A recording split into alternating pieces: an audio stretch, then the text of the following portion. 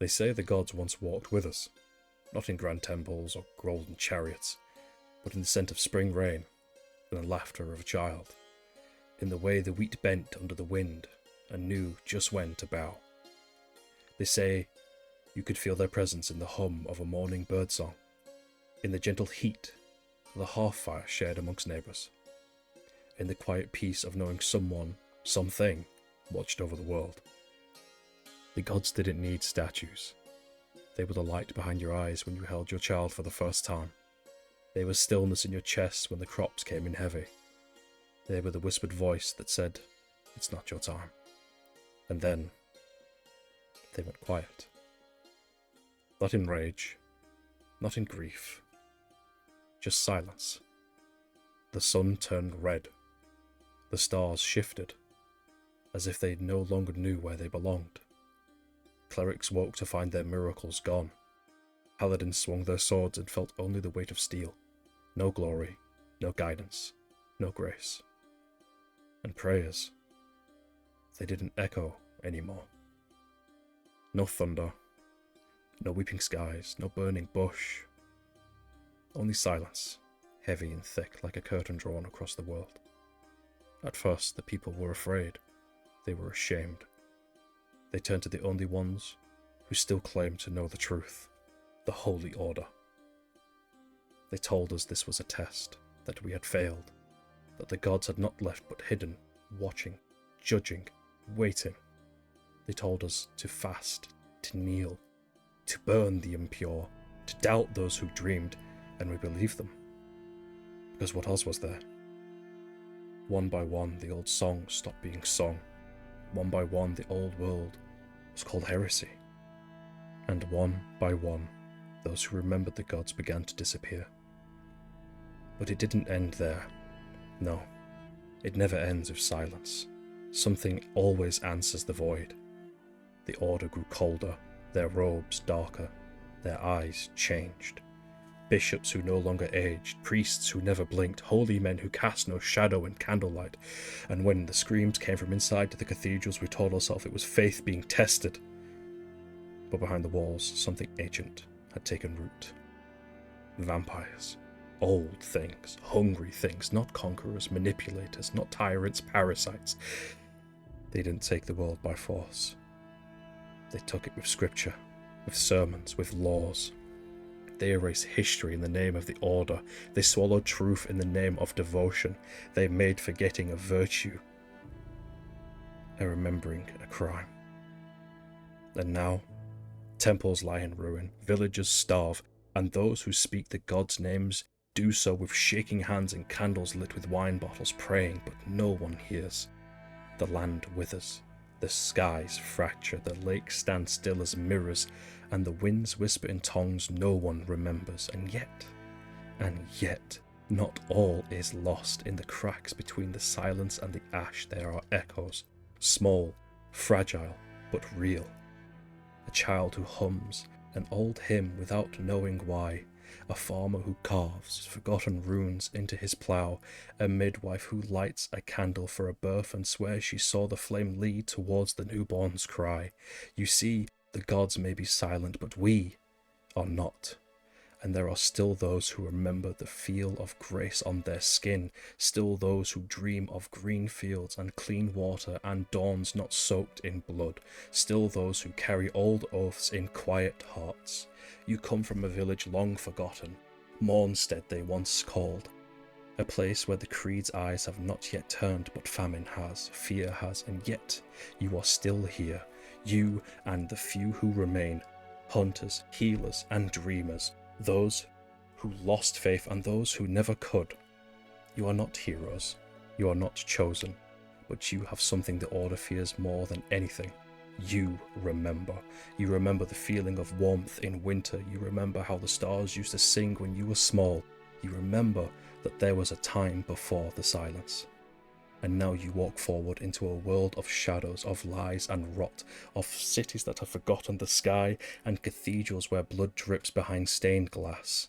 You will be hunted, you will be tempted, you will be broken, but you will break others. But you are not alone, and the silence, though heavy, is not eternal. Somewhere the gods still listen, or they do not. Something else does.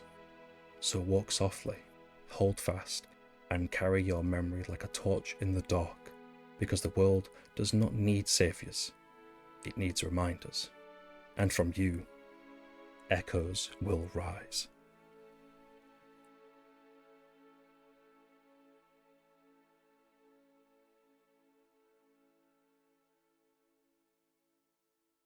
Hello everybody, welcome back to the Bunker Core, a new series from myself. My name is Avery, also known as Reginald or Rennie here at Bunker Core.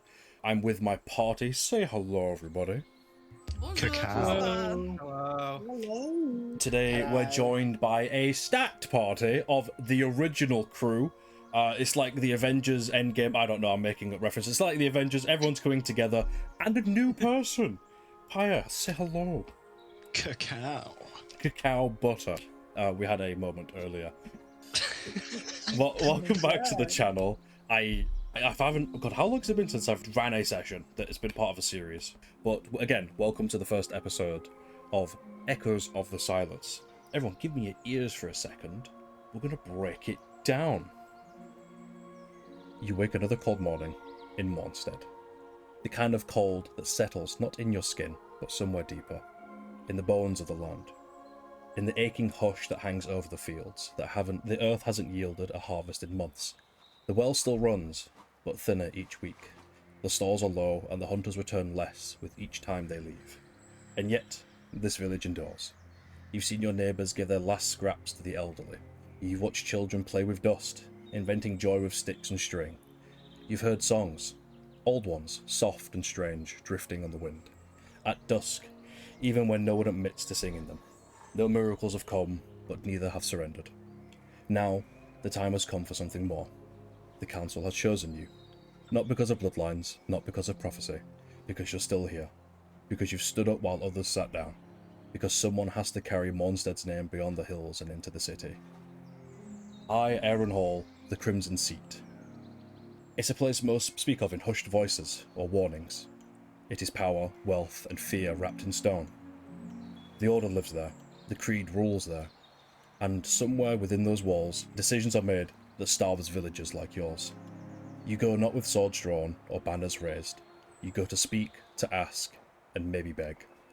To remind the High Council that people of Mournstead still breathe, that you matter. Your bags are light, your hands are calloused, your hearts carry too much, fear, duty, and a flicker of something more dangerous. Hope. So gather your things, say your goodbyes, step out onto the cold road where frost bites and the crows watch in silence, because today your journey begins, and with it maybe, just maybe, the silence will begin to break. And we're going to go over the village itself. I'm going to put it up on screen for everyone to see.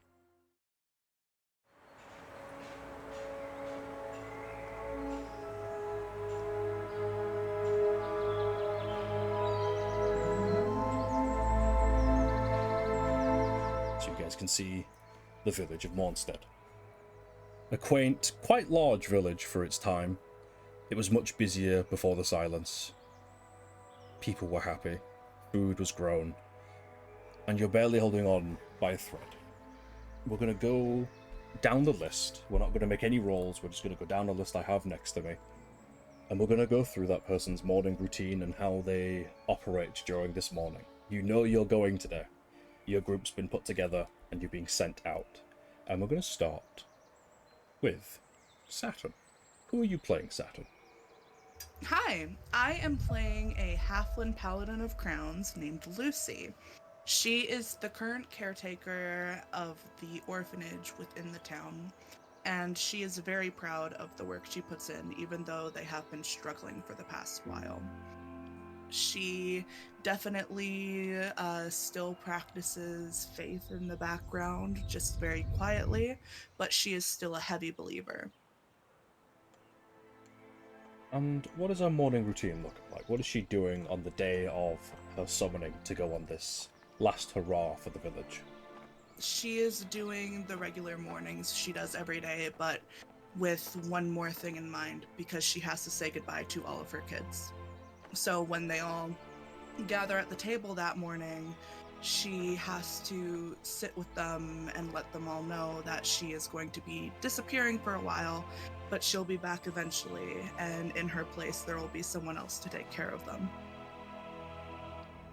And as you step out after saying your goodbyes, you head towards the very river's edge, towards the Elder's house.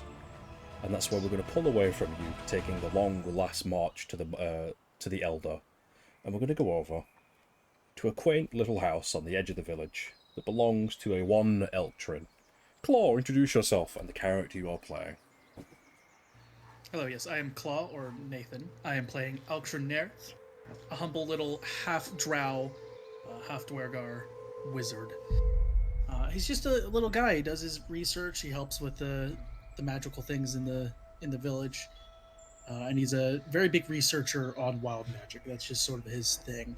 He's sort of the old wise guy to the village. He's been around as long as most people can remember. And yeah, that's about it. His morning routine looking like this morning of the summoning of this group. I think being a half elf and being one to trance, he's already been up for quite a while.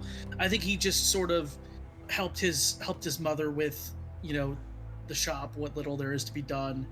Got a few extra pages of research looked through before packing all his belongings and just sort of taking a stroll around the village a bit, making sure all the other magically inclined individuals are squared away, that they remember the things he's taught them to stay out of the Order's eye.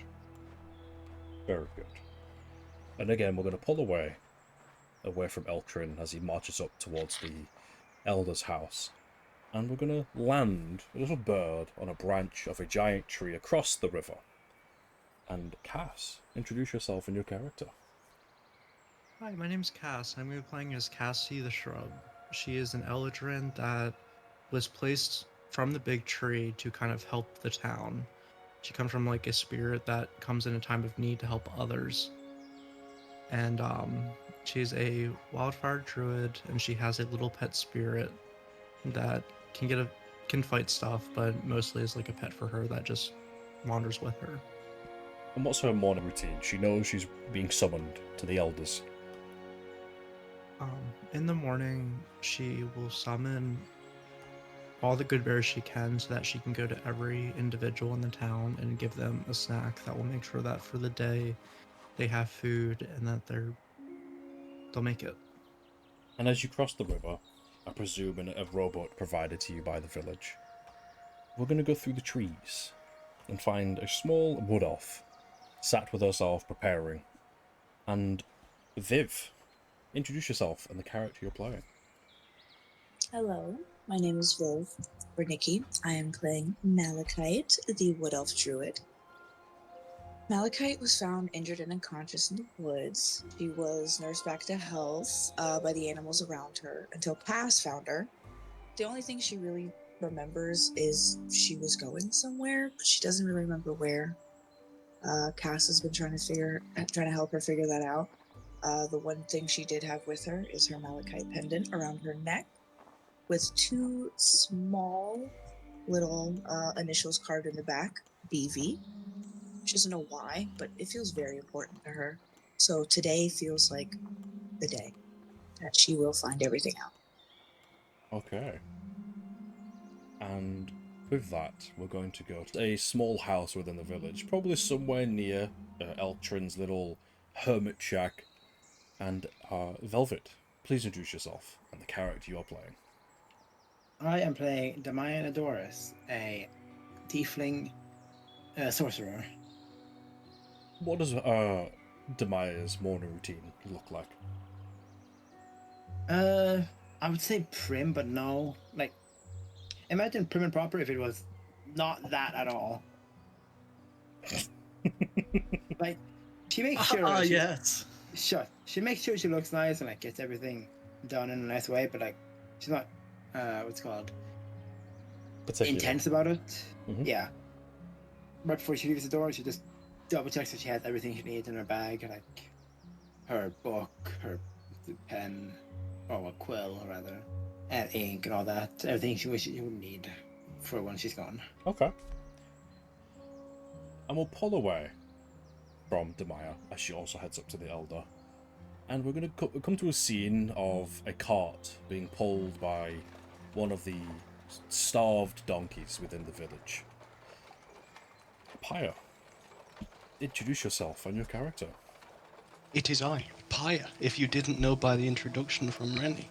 So, I'm playing a kobold paladin who, obviously given the current circumstances, they're not particularly, they're not really practicing faith. Also, they're trying to, like, right now their main focus is still trying to understand in a ethical way by modern standards in this kind of place we find ourselves in, what happened and why.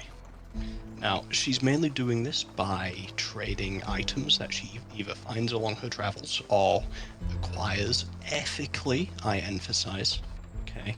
And right now, she's probably just kind of wheeling herself in, probably eyeing up places to loot, potentially, you know, just a little bit of a cheeky little snag on the way. And as we pull in to the village, and your cart is parked beside the Elder's house, you all stand outside as one of the last remaining Elders steps out, emaciated, very skinny. The Elders here seem to very much sacrifice their portion so the villagers can eat, especially the young. And I'm going to give you their speech to you all. Right, listen close. 7 days. That's all we've got left. Give or take a storm or a hungry fox, 7 days of grain, dried root, and whatever broth we can stretch from bones and boiled bark. That's not a threat, it's not meant to frighten you. It's just the truth. We've rationed all we can. We've prayed to the gods who no longer answer, and we've knocked on doors that never open. There's no one else coming. You, though, you're what we've got left. You've got legs that can still carry you and hearts that haven't turned to stone. You've got names that mean something here, in this place where wind knows your stories, and you've got our trust. The last thing the village is to give. Now, we're not sending you to be heroes, we're not asking you to be martyrdoms or perform miracles, we're asking you to remind the world that we exist. Go to the city, stand before the High Council. Tell them what's become of us. Let them hear our hunger. In your voices, in your bones, let them feel the weight of it. If they send help, we live. And if they don't, well, we'll at least know we've tried. When you leave today, take more than your gear. Take our stories. Take the laughter of the little ones that are still too young to know why their bellies ache. Take the names of those we've buried this winter, and those who might follow. You carry Mournstead now. Not just its needs, but its pride. So go. Walk strong. Speak clearly. And come back if you can. We'll keep your lanterns lit. 7 days. Make them count. And with that, he steps back inside his house, closes the door, and the crowd disperse, leaving you all with each other. Well, that was dark. It's the truth. Still, you know, a little bit of hope goes a bit, you know, at least an extra meter forward. Hope is a rare commodity in nowadays. We got this, There are guy. hope now. Glad I'm in Yeah, the I know. presence of optimists. At least he said he wants us to come back at all. Optimism costs. There are No. far darker things to deal with in this world. We will be fine. Possible more accurate question. Sorry to cut you off there. That's all. How far is it from here to the oh, I've already forgotten where we're supposed to go. Oh no. Imagine. We're already lost. Tell me one of you lot, you know, listen to that old guy. I got half of it and then I saw something shiny. I'm sorry. Wow. Not helping the kobold. We go to speak with the stereotype. council in the city. Okay, how far away is the city? Like 3 days, I think. That's not ideal. So 3 there, 3 back gives us 1 extra day of time to work with. Yeah. Well, I then mean, let's I've get a got- move on. We've wasted enough time already. Let's go. Oh, lovely. And with that, you all pack your things onto the cart. The elders and the townsfolk give you their last, possibly healthy donkey. They take away the poor starved one and replace the donkey. So you guys don't have to carry your gear. The donkey will be doing it for you, but you will be walking on foot, and you'll be resting in the woods, and you'll be taking time to prepare food and find food because you only have the rations with you. The council has packed the cart with 400 gold pieces between all of you. That is the last of the treasury, and they've given you tents and sleeping bags to rest in the woods towards the city. Now, to all of you, as you're leaving, you're saying your goodbyes. You see that the village behind you getting smaller and smaller. To some of you, this is the first time you've left probably in a very long time. This is the first time you've seen this side of the village. You've never been on the outside of the gates or travelled to the city in what seems a long time. Some of you have seen the world, some of you have been around, but it's been a while. And it feels alien. It feels uncomfortable. Everything here is oppressive and cold. Is there anything you would like to share with each other? Or anything you would like to ask me as a DM? Or if there's anything you would like to look for on your way there? Because we're going to just go through the days quite quickly as you're travelling. Just let the party know Cassie used all of her magic to summon good berries for the town. Mhm. So she's going to be out of commission for the first day of the trip. Fair enough. I think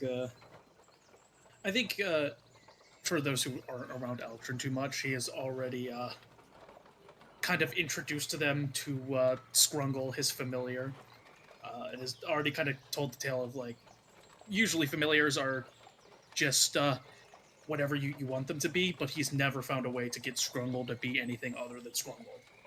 So not to ask. Edison, can we get to Scrungle on change screen? the cat. Zoom Yeah, in get on him. Scrungle on screen, because I he's was a about to say, what the fuck is a scrungle, brother? for everyone who hasn't seen, look in Rennie's campaigns and scroll up till you find Eltrin, and you see a little weird puffy cat that's purple and blue. That is Scrungle. And Alba has a question.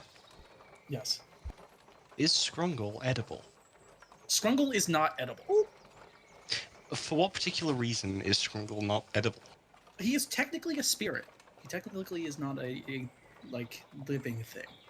So do they have a corporeal physical form? They have a physical form, but they will just poof when they take too much damage.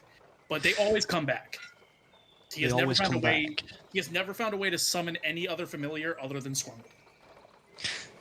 Right.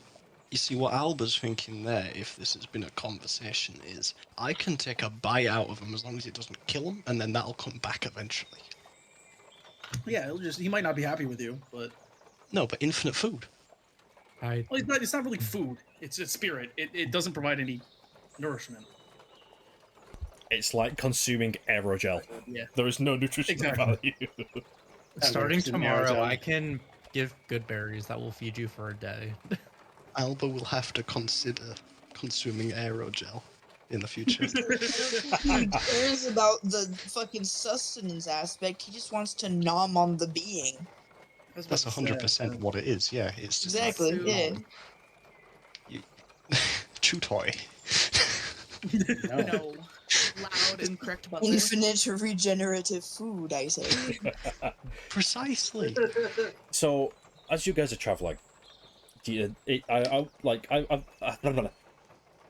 as you guys are traveling, some of you have history, some of you have shared history. You've known each other, you've probably grown up together, you've known about each other.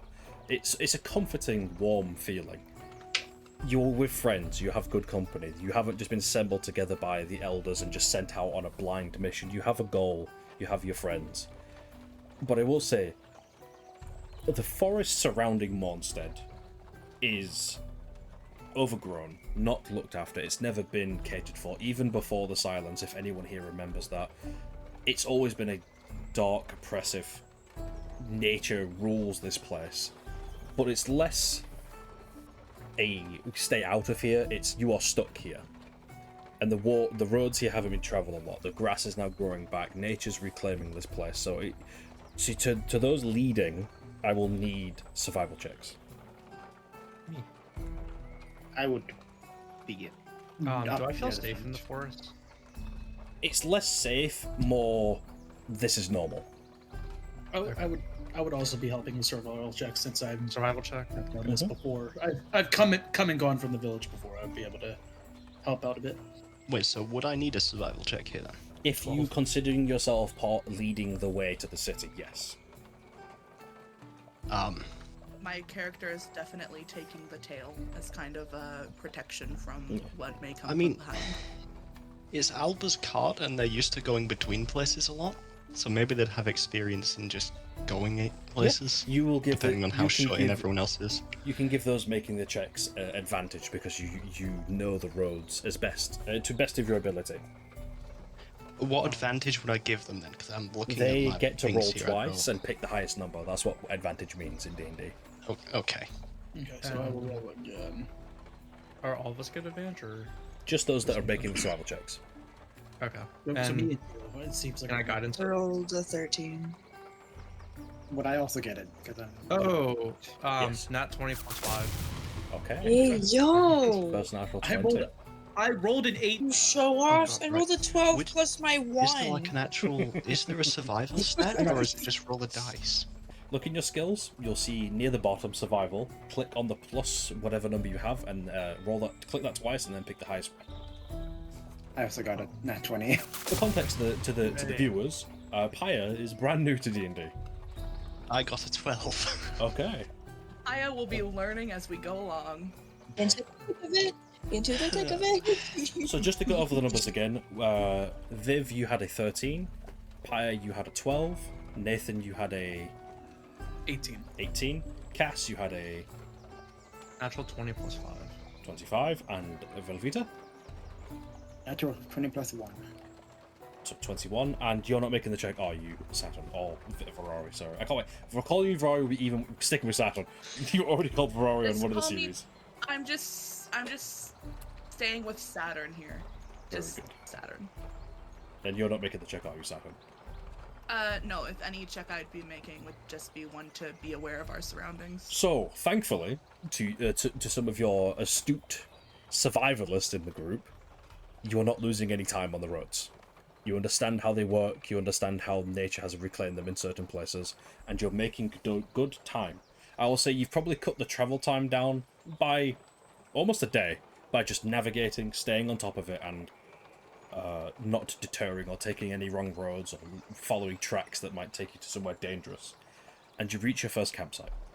You settle down, make camp, share some stories, have your first set of rations if you are consuming rations, and you rest. There's no checks needed. You guys have settled in a very, very good spot where even if something wanted to attack you, they would be on the back foot and it's not worth it. And the next day arrives. Cold, miserable, rainy, and you head out towards the city. Is there any questions or things you would like to ask me as we get closer to our destination? That morning, since I only sleep 4 hours, would I have been able to look for any plants or ingredients? Yes. I'm not going to make any rolls for this, since your survival check earlier that day, it was natural 20. I can't really do much as a DM and say, no, do it again. Yeah, moment. You have enough to make a small, I'd say 3 potions worth of, let me check my notes with you, with that book I sent you. You have enough to make 3 bottles of elixir of quiet mending. I remember reading that. Is that the one that gives 1d4 plus 2. 1d4 plus 2? You now have enough to make 3 of them. And you can make them while you're moving. It's not a delicate process. This is a field book. You've had this book for as long as you've known life. Any other questions from the group? I have one that's half serious. Go on. Can I do a sleight of hand check to see if I can sneakily nom the familiar? Roll me a stealth check. There's a stealth check. What did you get for your stealth check? Below sleight of hand, 5. brother. I got a 5.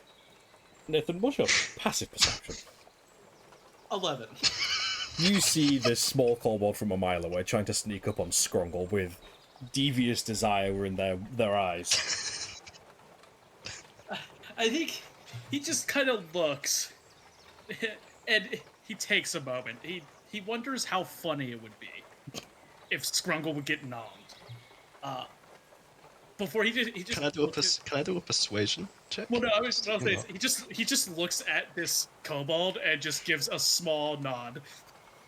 Okay. Just like, I know you're there, but I'm gonna let you do it. You lean over Scrungle, who's just resting before you head out in the morning, and you lean down with a very loud bite. The top jaw and bottom jaw clap together, and all you hear is, "Ah!"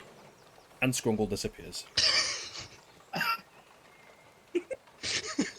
Scrungle pulled a velvet? What? How dare you?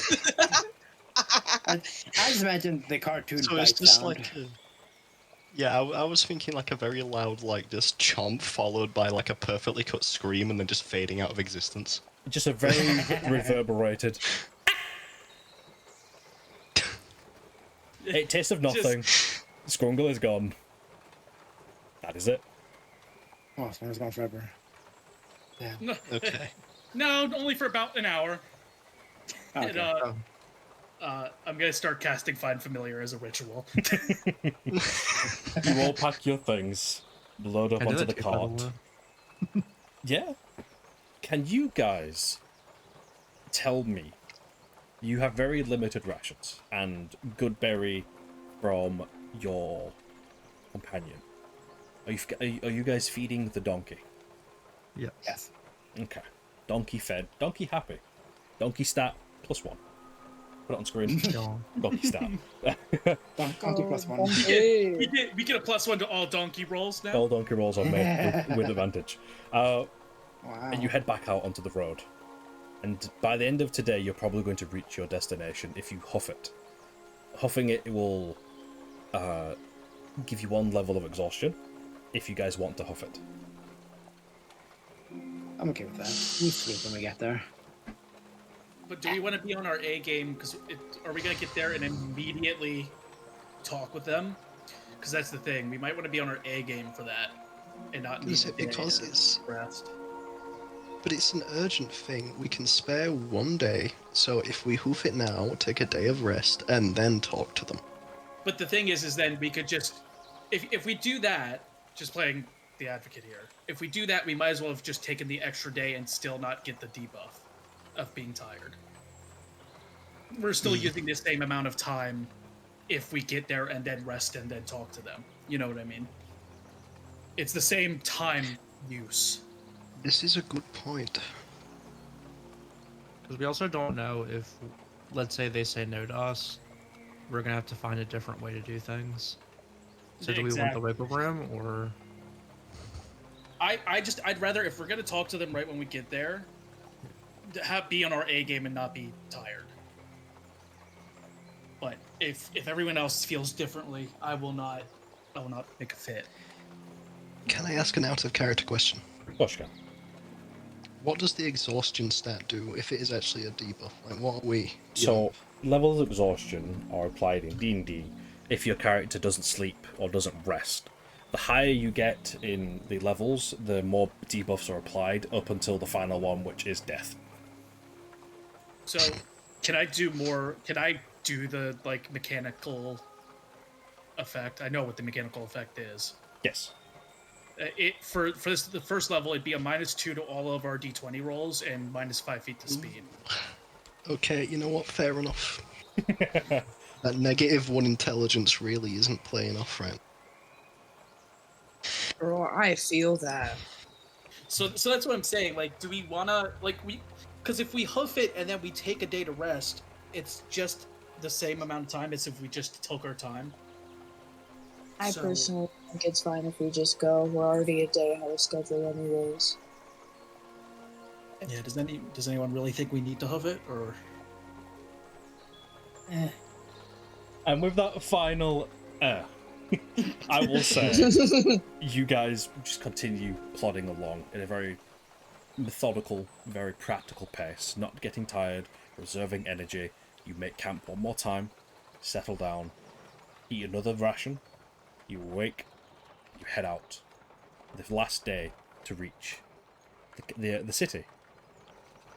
Did I give you guys the name? I don't remember. Okay. Probably Probably not. at some point. Well, you're about to, because description time. As the road crests a gentle ridge, the world opens up before you, and there, stretched across a fertile valley threaded with silver rivers, stands Aerenhall. It is beautiful. High, pale walls shimmer faintly in the sunlight, made out of some sort of stone that seems to drink in gold and reflect it back. Flags drift lazily from towers, not gaudy but graceful, rich blues, marbled whites, threads of crimson stitched so finely they grow like fire caught in silk. Beyond the outer wall you glimpse rooftops of red clay and carved wood, chimneys, curling lazy smoke into the air. There is music, faint but unmistakable, a chime of bells, a soft glissade, the murmurs of voices rising in laughter. There is no smell of ash, no hunger in the streets, no blood on stones. Aerenhall, as it first appears, is a place of untouched by ruin. At the gates you are not met by suspicion, but by ceremony.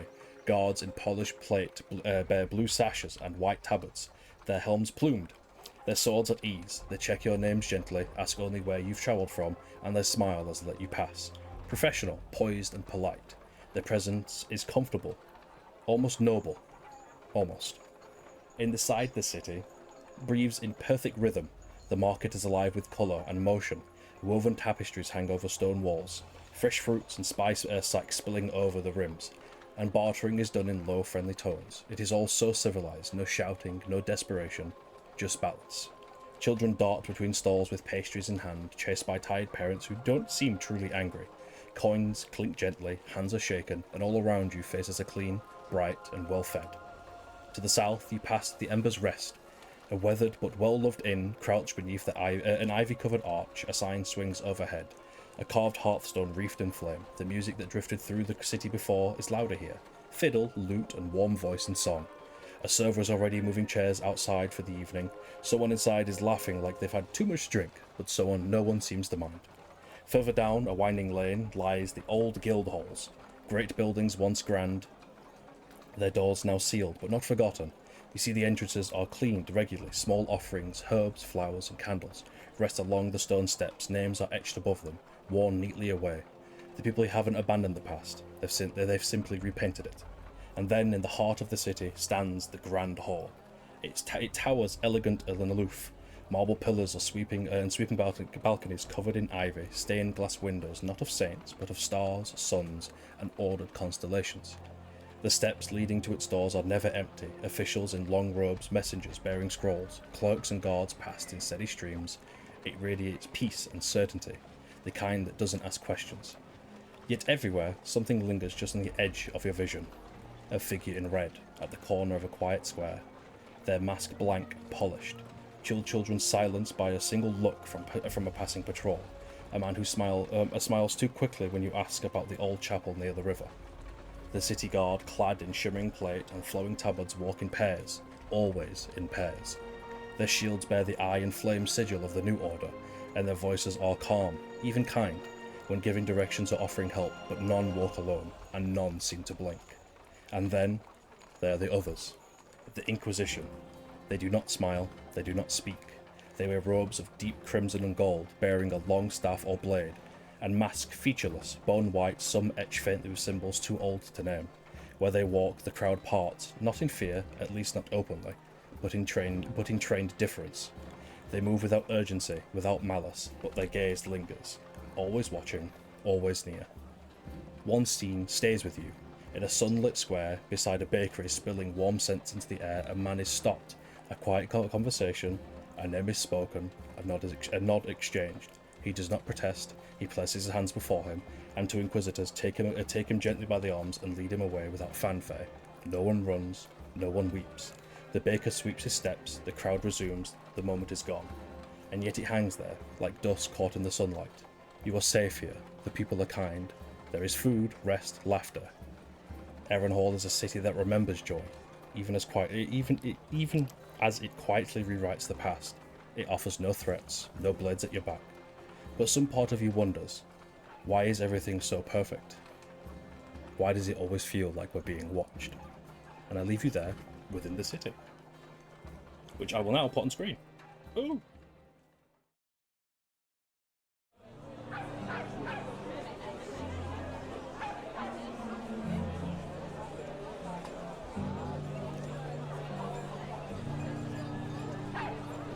Oh, new map. What? Quick question, just for my background knowledge. Mhm. Is this where the academy Eltrin attended would be? Yes. This specific city. Okay. Gotcha. I have another question. Yes. How do you spell Aerenhall? I will put it in the chat for everyone to hear Aerenhall. Thank you so much. I just want to write it You're down. very welcome. There you go. That is Aerenhall. I have a question. Mm-hmm. How common are familiars, and is there a title for the addiction of consuming familiars? Familiars are incredibly common. Anybody that can cast a spell or know magic probably knows Find Familiar. And to answer your question of eating them, I think this is a new case that needs to be studied. Understood. So I leave you all there within the city. The scene still lingering in your mind. I'm not going to put a token on screen. You guys can just tell me where you are and where you want to visit, or if you want to investigate something, and we'll do that. It is time to explore. I, for one, would, as much as it is really biting at the teeth and a bit on the nose, it may be worth... I mean, well, no, we're here to do a job, actually, now I'm thinking about it. Though I do want to see what happened to that bakery. Though it's been and done, hasn't it, really? Well, it is. It is quite done. I would not suggest messing with the Inquisition. They are not patient. Well, that much I'm aware of, but still, it... You know, look, you know, it's... just kind of fumbling, trying to word. Alba just kind of rotates for a second, looking around. Yeah, you see much of the same. The city is, it's a very nice place. Very nice. Almost, picturesque. Idyllic.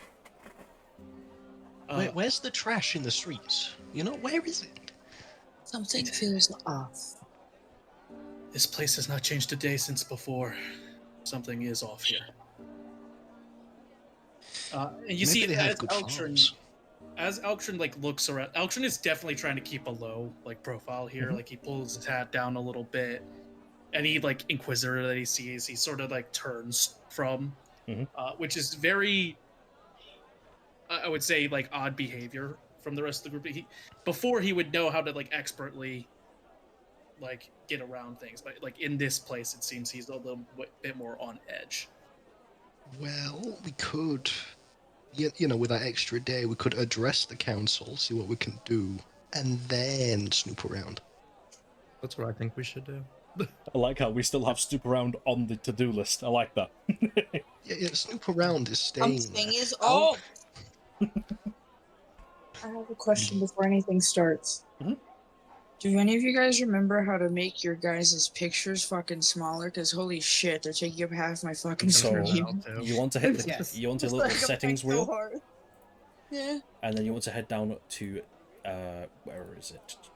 Audio and video. Or, yes, audio, video display. Video display. And then change video/avatar size to names only.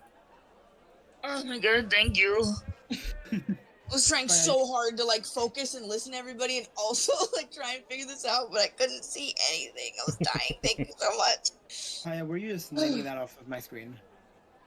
I remembered it, but your stream did help me actually, see the specific things. So this map obviously isn't one-to-one. I can't turn what I write into a map with the systems I have unless I drew it myself. But this is just a part of the city. There are more places to explore. There are extra places you could visit and go ask questions. The places that I did label off in that little description was the market, the old guild halls, an inn for you guys to visit if you wish, and the Grand Hall. They're the 4 key points that I've pointed out that you know about at this moment. If you want to go explore, tell me how long you want to go explore the city, what you're looking for, and then I'll let you know what you find. But if you don't want to do that, you just want to go to a place that I've described, feel free. I will not stop you. This is your guys' adventure.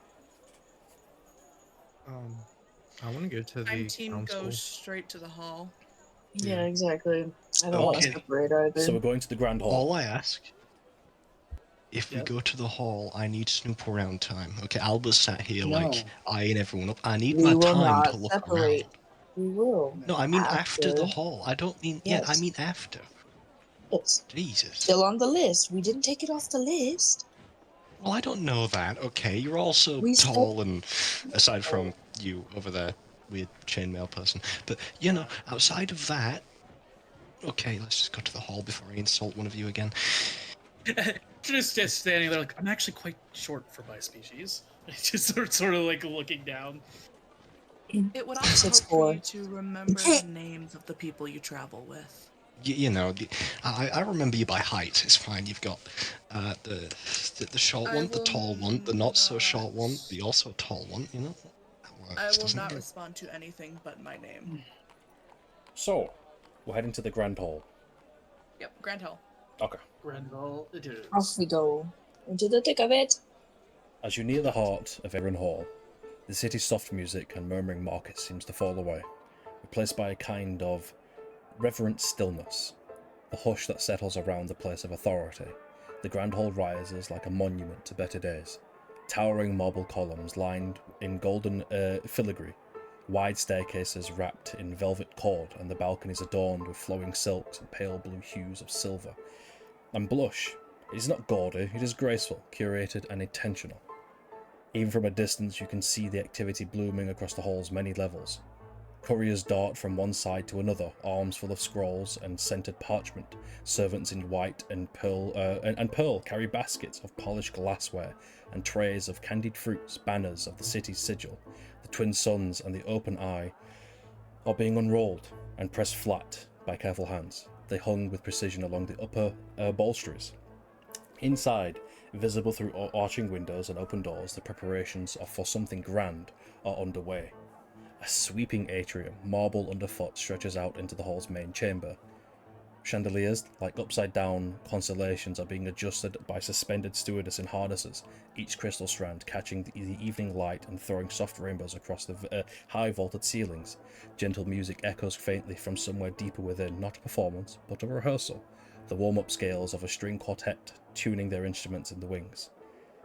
Massive banquet tables, yet unused, line the walls of the reception hall, each being set with care. Polished silver forks lined like soldiers, silk napkins folded into squares of lilies, and ornate nameplates, though none of them are legible from where you stand.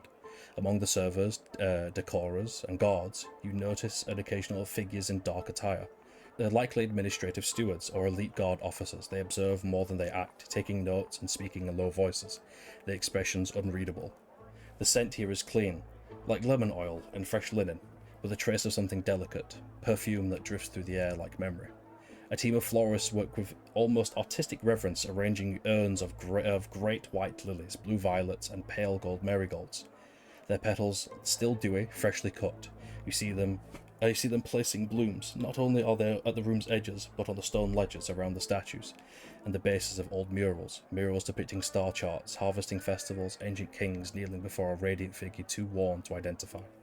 Along the far end of the hall, the stage is being swept in dust, and thick curtains hang to either side, midnight blue and with golden trim, and behind them, the faint silhouettes of instruments and stands await their cue. One violinist, half hidden behind the velvet, plays a low tone, and the sound, though soft, fills the space like smoke curling in still air. And overseeing it all, the Inquisition's presence, subtle but unmistakable. A pair of robed figures stand near the far entryway. Their masks are elegant now, carved with finer features, less severe than those in the streets. They do not move, only watch, their hands calmly folded, Their presence does not cause alarm among the staff. In fact, the decorers and servers walk more quickly when they pass by, backs straighten, voices lowering. Above them, on a high balcony, and high and central, a single banner is being unfurled. It is white with gold stitching, bearing the image of a radiant sun wreathed in thorns. The crowd below takes no notice, but the Inquisitors seem to look up in unison just for a moment. The preparations continue. A young stewardess directs a crew carrying glass lanterns, each filled with a slow burning enchanted flame. One flickers softly to life as it passes near you, casting a warm amber light that dances in your eyes. The stewardess pauses for a moment. She notices you, offering a tired but pleasant nod, then disappears behind a service door. Somewhere deeper in the hall, a clock chimes the hour. 7 gentle tones, like silver coins falling into a fountain, and each one the sense of anticipation grows. A ball is coming. Aerenhall is preparing something to remember. It has not left in a long time, or perhaps it's trying to convince itself it still can. Before you stands 2 guards, who immediately turn you away. You are not dressed for the occasion, and I leave you there. Okay. Rude. I have. I don't really know if this would require a charisma stat, but can I ask them about where we would see some kind of authoritative figure to kind of speed our objective along? Avoiding stats and mechanics, you could just ask, and I will respond in kind as the individual you're addressing. I'm going to kind of awkwardly glance between everyone and be like, hey, sir. Yes. Is there any way we could speak to, I'm going to look at Eltrin here, kind of like, give me a bit of an alt here. What would be, is there some kind of authoritative figure we can speak to? We have a problem regarding one of the outer villages. To be as respectful as I possibly can, the Grand Hall is going to be out of commission this evening, as we are preparing for a ball. If you do wish to attend, and he looks you all up and down, in a respectful manner, not in disgust, you're going to have to, change. There is a tailor within the city you can speak to. They can provide you with appropriate garment for today's ball. Eltrin just judges Amaya. I was just disgusted at the thought of taking off my armor, that is all. Within the ball, the City Council will be in attendance, along with members of the Inquisition, and the High Council will be holding a speech for plans of expansion if you wish to attend. Admission is free. You just have to provide yourself in a not travelling attire. I'm just going to kind of take that chip in my shoulder and just politely nod and just turn on my right foot and be like, off to the tailor. The tailor is by the old inn, the Ember's Rest, he's telling us your compatriot is leaving. I just wave him off. We'll figure it out. Thank you for my first time here. Yes, we will find it. Thank you very much. Of course. And you turn and you leave the ball. You leave the hall, through the gate, down the stairs, and out into the busy streets of Aerenhall. I can just imagine Albert's gone to the wrong building. Like, oh, this isn't in. This is some complete. Someone's house. Cassie's gonna follow Eltrin because he probably knows where it is. Yeah, Eltrin is like walking around. Eltrin seems very familiar with the city. And as we're going, I just want to see just on the way if I can spot the actual building for the academy and see how it looks just visually, if it's the same as everywhere else. It's very much like the old guild halls. They're not destroyed or defaced, just the doors are barred and there are offerings at the steps and the windows, candles and herbs. You see old books have been left there wrapped in very ornate silks and fabrics. But it's closed, and it's been closed for a while. Let's see. Alright, that is all I wanted to take a look at. I will continue leading everybody towards the tailor. I need a tailor. Okay. You begin heading through the city streets. past the market and the very busy homes, and you turn a corner, heading in the direction you assume is the tailor. And you turn a corner, and you don't feel alone here. You've turned out of a busy street, and there's a presence, and it's around you, and it's listening, and it's watching. And that's where we're going to introduce our 7th player. Oh my god. Editor, Zachariah, introduce thyself why he and the joined. character you are playing. That's where you joined. Oh, damn. As you see, as you're walking around the corner, you see a. Well, hello. I am Zach. I'm the editor. And Great guy. Come the editor. you see the editor walk around the corner. Is it the editor of our clothing? Is that what it is? Well, we're currently sponsored by. Kind of, technically. Right, go on, Zach. I don't know if he's described how he looks yet, but as you see someone walk around the corner, you see a dark purple-hued skinned tiefling with white-tipped horns come around the corner. He has a rather large twirled mustache sitting on top of a goatee sticking out the bottom of his chin. He's wearing a dark brown and bluish tweed coat and his green corduroy trousers. Oh no, He holds a he's strange- hot. He holds a unusually coloured suitcase, gradienting from a brown to a strange gold, and he has a little flat cap by his side. I shall put a picture in the chat. Yes, get him in the chat. Let people see this character. This is Please do, because I need to see this. this is the worst kept secret I've ever had. But who thought Zach would be joining us today? I genuinely didn't. No I idea. didn't. You genuinely got me. I saw Zach join and I was like, oh, he wants to listen in. No, he's actually just part of this. Yes, I had to persuade him. That's how. Bro, I thought he was flipping me off.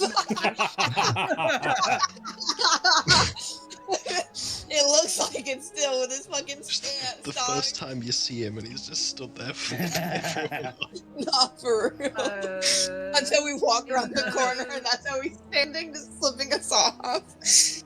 You bitch. Game I always play. Like literally making Michael This fucking man face. in particular.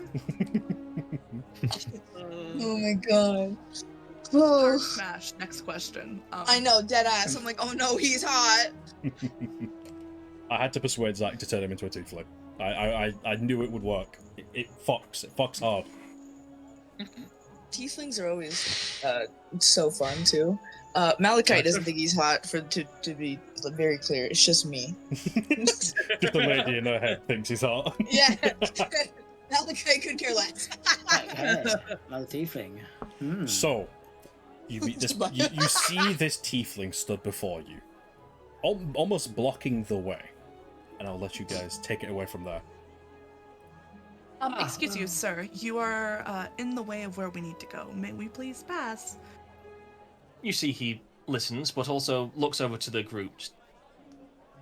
6 individuals who seem woefully out of their comfort zone and possibly a little dejected. You're trying to get into the ball. It were turned away at the door? Yes. Yes. I have a question. Eltron just squids. I just side-eyed him. Yeah, How why are you guys short- answering this man? That's a stranger. Stranger danger. How short are tieflings? Either spying on us or reading Go us. on. Are generally human sized, so anywhere between So, sort of 5'4" to like 6'4"-ish. where is your character, like height-wise? Probably just under 6 foot. Okay, how would you describe their current, like, standing stance? Like, could I, as a tiny little kobold, just, like, go between your legs and just keep going and just, like, completely disregard your entire presence? With this stance, you probably could. Wide If you wanted- step. Okay, if you wanted right. to try.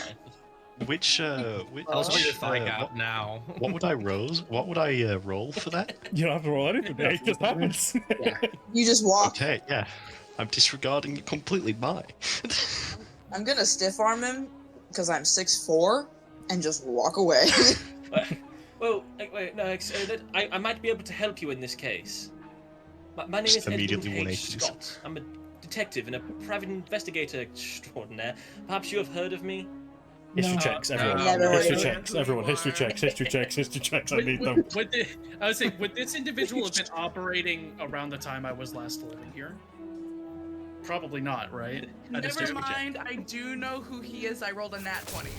Nope, Natural 20. I'm Wait, are you dumber supposed than to a bag of roll? rocks. I got This is 8, brother. 8. Randy, just like the old What campaign am I with the supposed to roll clockmaker. for this? No. Oh, history. History. History. I got 18. I got I I got 18. I don't think I heard it. This isn't someone who would have been operating around the time I last lived here, correct? I'm assuming. Is he that old? How old is the tiefling? He's early 30s. So probably not. Probably not, yeah. But maybe the family name could hold some weight for you. Okay, gotcha. Then I'll roll. I probably paid. Yeah, I probably paid the tiefling to get something or find out where something was. That is a 24 from me. So we got a 24, 22. 22, 18. 18. What do we get from I look side Malachi? to side. I rolled an 8. I'm dumber than a bag of rocks, dude. I'm shit. We got a natural 20 Right, from Malachi. Saturn and Velvet. 18 as well. Okay. To the magically inclined of the party, Edmund H. Scott is a high decadent name within the enchanting world. If you own a piece of Edmund H. Scott material, you are holding a magical artifact. Now, this person could be related, or just name coincidence, but that is what it means to the magically inclined. To the others, Edmund H. Scott is just a collectible item. It's antique, it's rare, it's expensive. Money.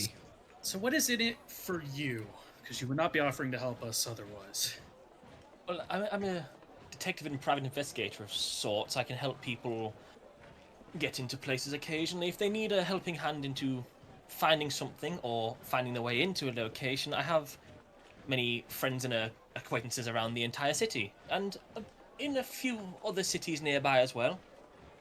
And in this particular case, I do have an acquaintance who owns a rather reputable tailor shop not too far from here. I'd be willing to take you there free of charge, of course, just to show you I mean good faith in this. Okay, yes, but what's in it for you? No, hold on. Free of charge, okay? We have, how many? I'm just do a quick head count. Let's see. There's 6 of us, not counting that individual over there. So, think about it. Free of charge, we outnumber them. We're going to a reputable shop. Worst case scenario, and we this is get also beat an up and we have to individual beat some people. that has no other reason to help us. I would like to know the reason why he's trying to help us. Well, maybe he's doing it for the sake of it.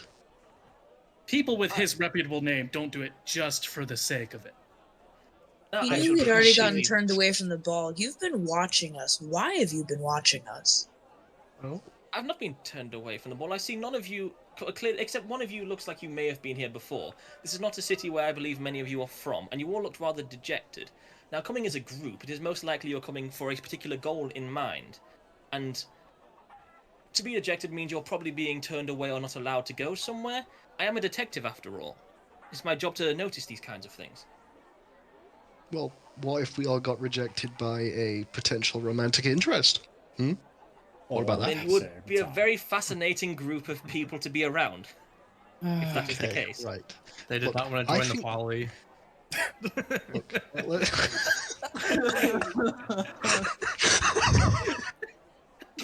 You're gonna have to get used to this pie. Michael flashbangs all of us all the time.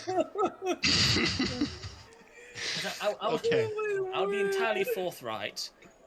This is still a business after all. I am a detective in private investigation for hire.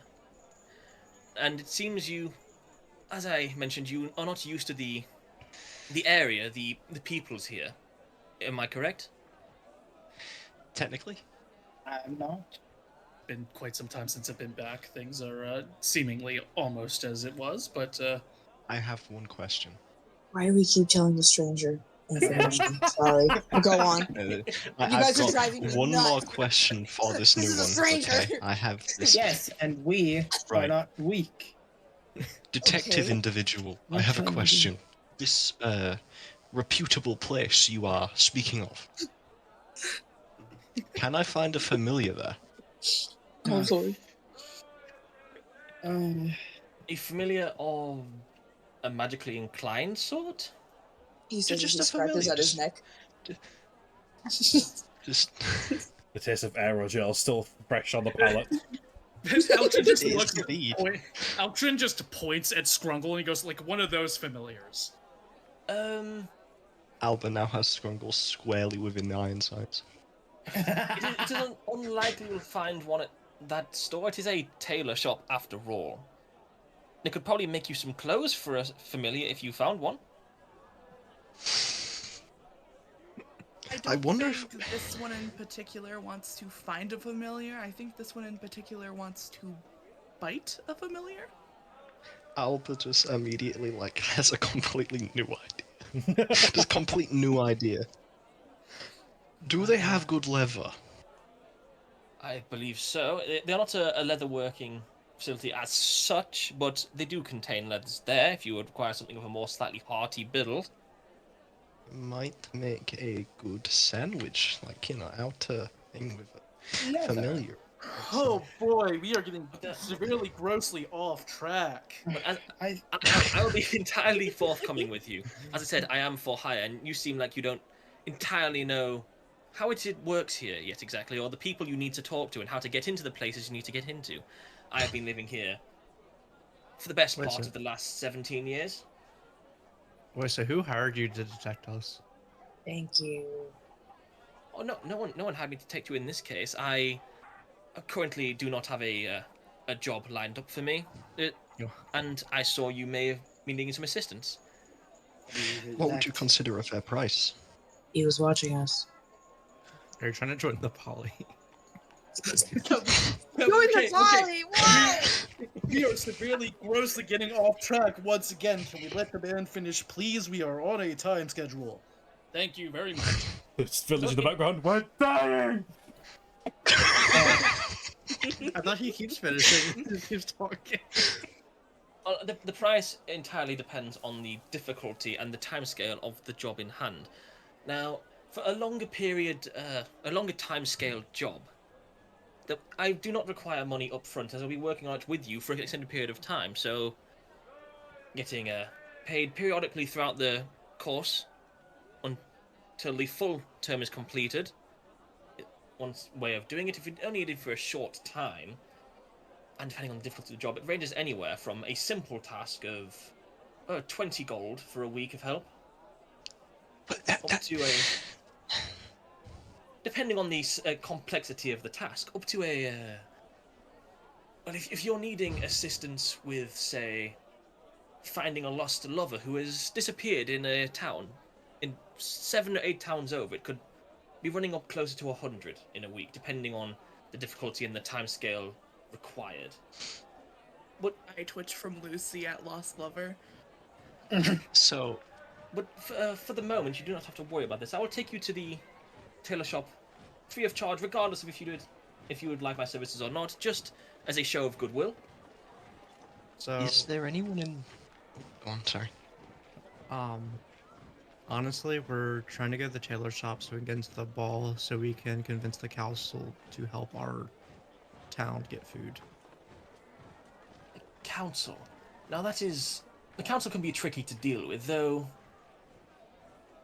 Getting you to talk to them should be very doable. I do have a friend in the ball currently. What's his name? Stanley? I think his name is Stanley. I say he's a friend. He's more of a distant acquaintance I once performed a job for. He does owe me a little bit. Oh. Maybe I could, he's... Looks off to the side as he seems to be going through a collection of ideas in his head. Do you know who tends to be the kindest on the council that would be more willing to help out? Do I know who the So- kindest one on the council would potentially be? The kindest one of the council.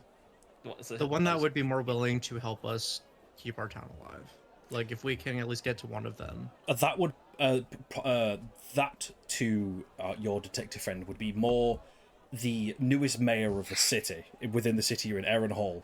She is the newest member, and she's probably the most likely to help newcomers, as it's her first term as mayor and she must show good faith. Do I know her name? You don't know her name. She went under a moniker when she was being brought in as mayor. Her name is only known as Faint. Her name is Monica or something. I don't have the faintest idea. Oh boy. So, yes, there is recently a new mayor has taken over charge of the town, of this rather wonderful city, if I do say so myself. Like he had a fucking hand in building it. Shut up. Sorry. And her name is unknown to many, as she has taken great care to keep her name private, but she has gone by almost like a title as her way through. And she is known mainly by all as Faint. She's new to the city council. She's trying her hardest to look good by helping as many people as she can. So I guess, how many women are on the council? Or is that like a separate entity? That information would not be known by many people. I do apologize, I'm not privy to that information. Even as a detective, there are limits of information you are allowed to know under certain regimes. So I guess we're gonna try to get some proper clothes for the ball, and then I guess try to find the newest mayor and go from there. Well, in that case, if you are all not objecting to me showing you the way to this tailor's friend of mine, then feel free to follow me. And he starts heading off towards the directions of the tailors. Okay. You are walking with this newfound possible friend. I presume all of you have all mixed feelings about this individual, and you reach a street of shops. I don't know if those who live in America, but here in England we have places where you go down an alleyway, on either sides are just shops all the way across, almost like Diagon Alley, essentially. And the narrow door is almost hidden between a perfumery and a shuttered bakery. Its frame painted a fading lavender and adorned with hanging threadbare banners that fluttered lazily in the breeze. A wooden sign swings above it bearing the name Thread and Thorn, and a little tagline beneath reading, "Attire for those who remember beauty." You step inside and the world changes. The air is rich with the scent of lavender oil, candle wax, and aged silk. Light spills from dozens of lanterns, both magical and mundane, casting a soft golden haze that catches on floating bits of thread and dust. Bolts of fabric in impossible colours, midnight indigo, starlight silver, rose glass pink, are stacked in a lopsided towers, threatening to collapse in the most artful way. Draped mannequins line the walls, each wearing half-finished works of genius. One in a roughed coat split like flower petals, another in an asymmetrical gown with thread suspended mid-air as if caught in a gust. Sketches, scraps and pins litter nearly every surface, from footstools to hanging bird cages that serve no obvious purpose, except aesthetic defiance. From beneath a mountain of velvet swatches, a voice calls out, musical, theatrical, slightly exasperated. "Mind the pins, and do not touch the obsidian lace." A moment later, a figure emerges. The tailor. "Oh, you poor, beautiful disasters. What were you planning? To wear? What is this? Oh, and Edmund. Dawn. You dragged these beautiful disasters into my shop." He looks you all, like rolling his eyes and leaning, hips swaying. "I don't make clothes, darlings. I translate souls. I presume Edmund's brought you here for some particular reason."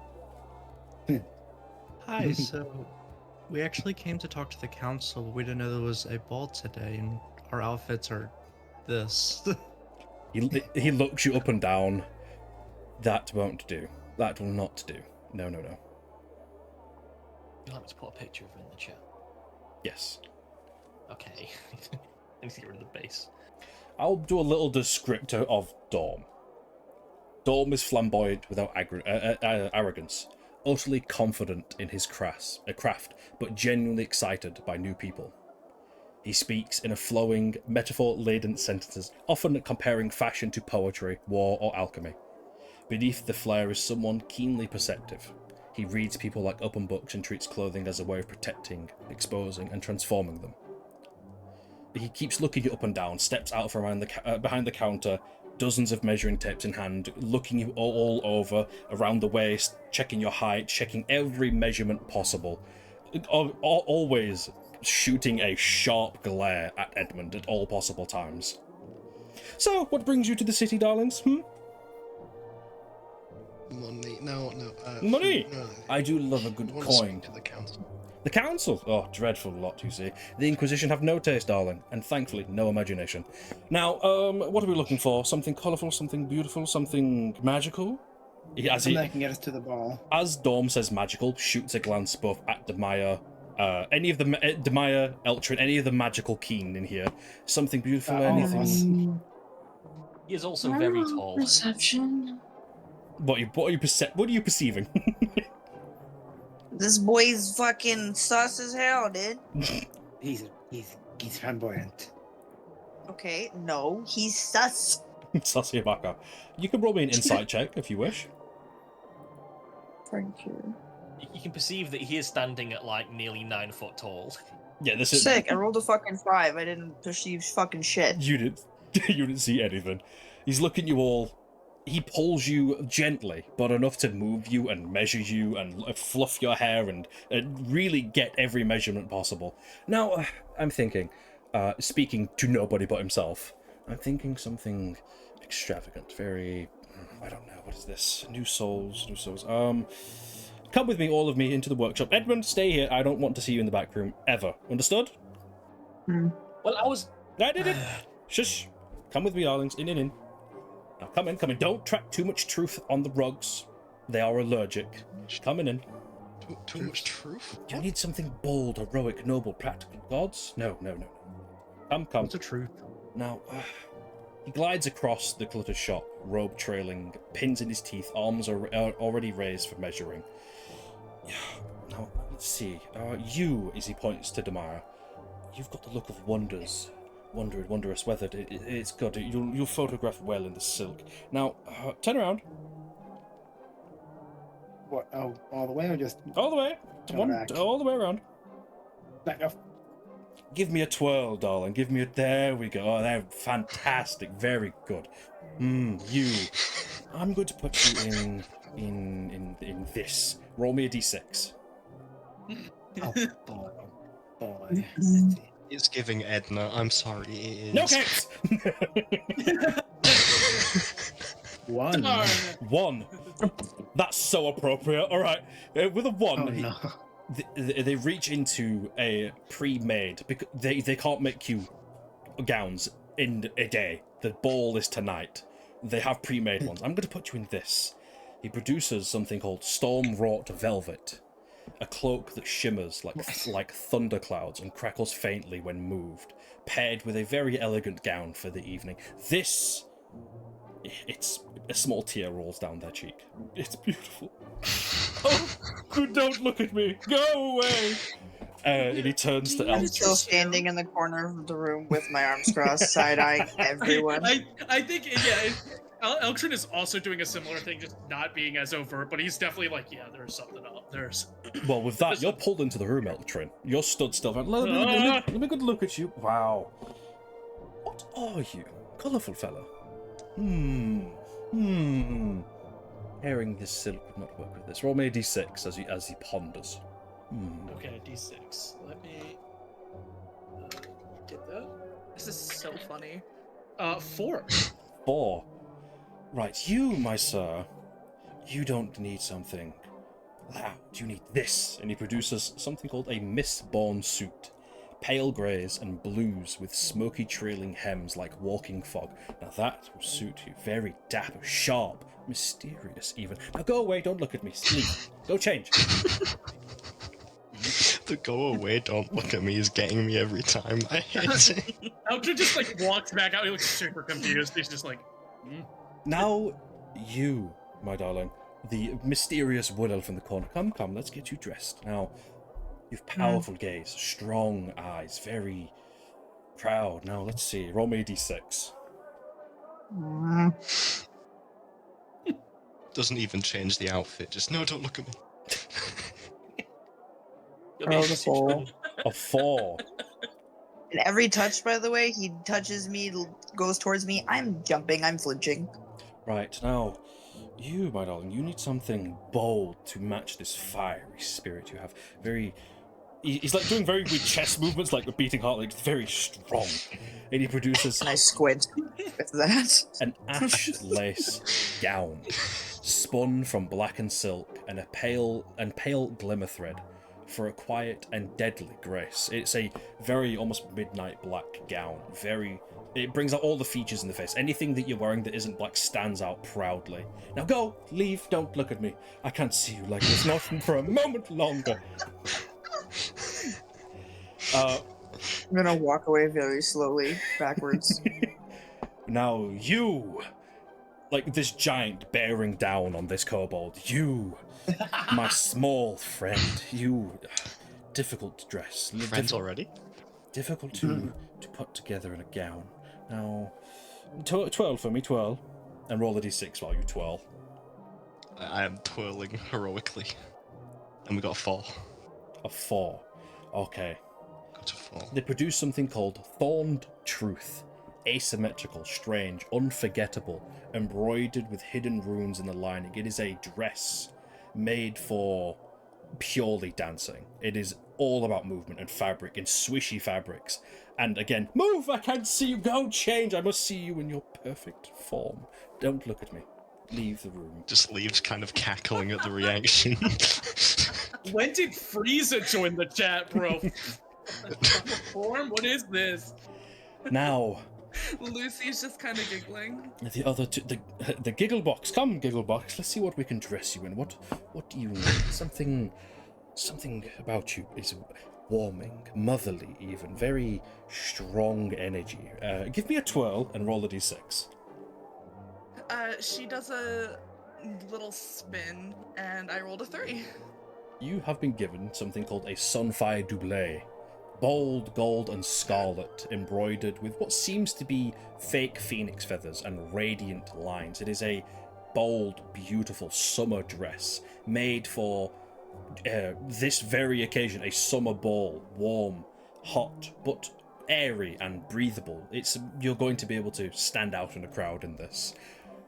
This will suit you. Look at you. It's perfect. Don't question me. It's perfect. Now go. I can't see you in this, whatever this is. This rabble, it is too much for my eyes. Her laughter gets louder as she goes away to get changed. Now you, my last wondrous dear, look at you, green, strong, magical. I believe I've got the perfect thing for you. No role required in character, and provides you something, a garden of dusk. Florals in midnight tones, trailing vines of thread, with a subtle scent enchantment. It is a gown to mimic a summer garden. Flowers of varying degrees, glowing very much by themselves, and you smell of a beautiful floral area, perfumey, always with this enchantment. And he sends you away. Edmund, come in here. You see Edmund. I thought Edmund wasn't. Go on. Didn't he say Edmund was never supposed to go into the back room? He did, yes, but as you're all put out into the front store with your dresses and gowns and suits for the evening, there is a dressing room within the building you provide. As you hear Edmund enter the room, the door is shut and the building falls silent as you're all left to change. Wrapping on the clothes. I don't want to Your put dresses this are on. changed right there. I'm just kind of like looking at everyone's clothes, and I see like the dark coloured like dress. I'm like, whose funeral are you attending? Apparently I'm dark and mysterious. Also, I'm going to be honest, Rennie, I've already forgotten what he gave me, other than it's made of velvet. And You were given a very bright white gown, but the item they gave you wasn't the gown itself. You were given a storm-wrought velvet cloak that shimmers like thunderclouds and crackling faintly whenever you move. huh. Interesting. Over his suit, he's just like, It is a sin that there is no purple on this, but it will do. As you say Lord. this, I love doing this to Nathan. Nathan's the one I always do. As You always do this to me. you open the coat, and as you say there's a crime, there's no purple, the lining on the inside shifts before your very eyes to a very beautiful, rich, royal purple. I don't.